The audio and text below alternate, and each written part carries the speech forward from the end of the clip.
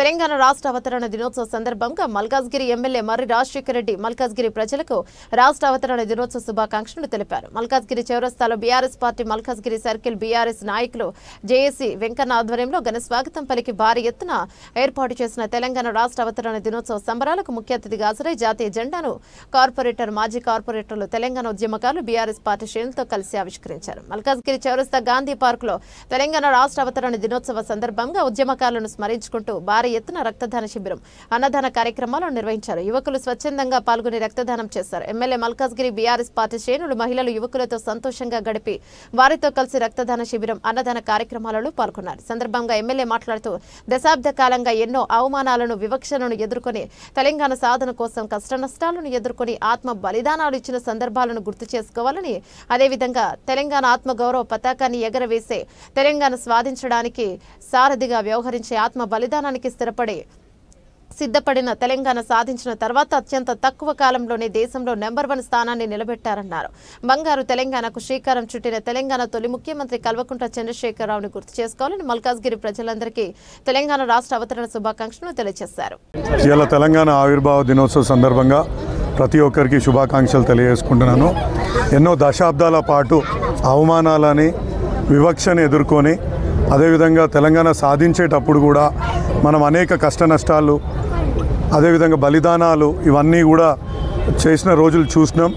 మన తెలంగాణ వచ్చినాక కూడా తెలంగాణ సారథిగా తెలంగాణ ఉద్యమ సారథిగా ముందుకు నడిపించి తెలంగాణ ఆత్మవిశ్వాసానికి ప్రతి ఒక్క తెలంగాణ అస్తిత్వానికి ప్రతీకగా నిలిచి తెలంగాణని ఒక బంగారు తెలంగాణ దిశగా నడిపించిన మన గౌరవ మాజీ ముఖ్యమంత్రి కేసీఆర్ గారిని కూడా ఈ సందర్భంగా గుర్తు చేసుకోవాలా.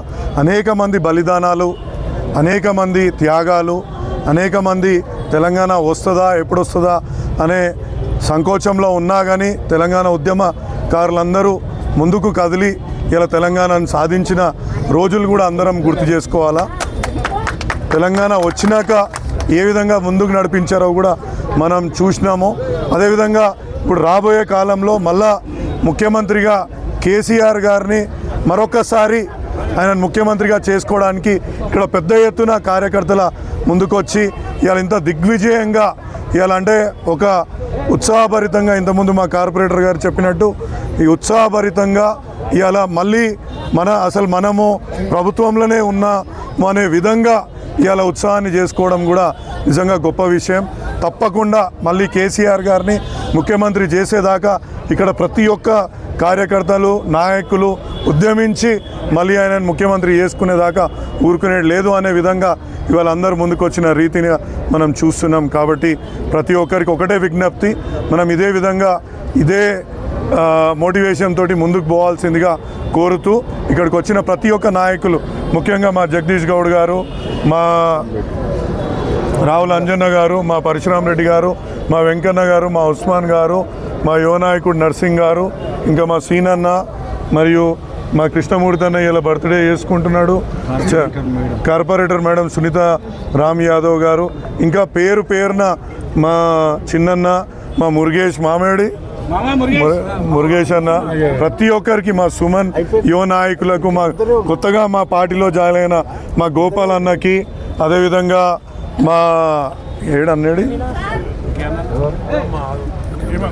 హేమంత్ అన్నకి, అట్లా ప్రతి ఒక్కరికి కూడా నా ధన్యవాదాలు తెలియజేస్తున్నాను. ఇలా పేరున ప్రతి ఒక్కరికి, అంటే ఎవరి పేరైనా చెప్పకపోతే క్షమించాలా, ప్రతి ఒక్కరిని కూడా, ఎందుకంటే చాలామంది నాయకులు కార్యకర్తలు తరలి వచ్చారు కాబట్టి అంత పెద్ద చెప్పుకోలేకపోతున్నాం. కానీ అంత మోటివేషన్ తోటి వచ్చిన ప్రతి ఒక్క నాయకునికి ధన్యవాదాలు తెలియజేసుకుంటూ ఈ అవకాశం నాకు కల్పించినందుకు ధన్యవాదాలు.